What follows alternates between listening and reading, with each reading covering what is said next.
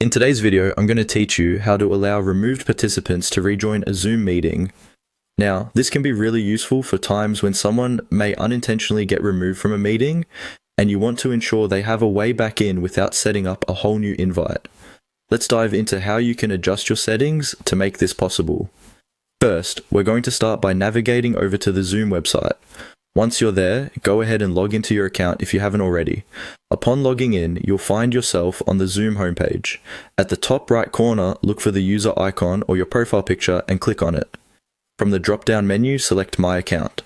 This will take you to your account management section where you can oversee all aspects of your Zoom profile and settings. Once you've made it to the My Account page, the next step is to head to Settings. You'll find this option on the left-hand side of the interface. Click on it and you'll be directed to a new page filled with a variety of settings related to your meetings. Now that we're in the Settings page, let's hone in on what we're specifically here for. You need to click on the Meeting tab.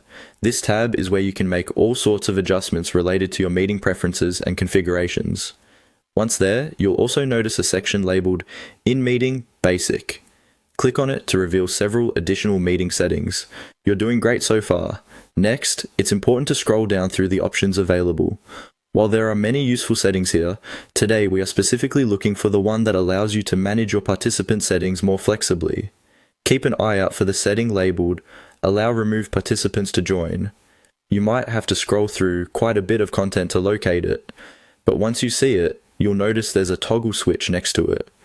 Currently, if this function is not enabled, you'll want to click on the toggle to turn it on. The switch should change color, usually blue, or give you another visual cue that the setting is now active.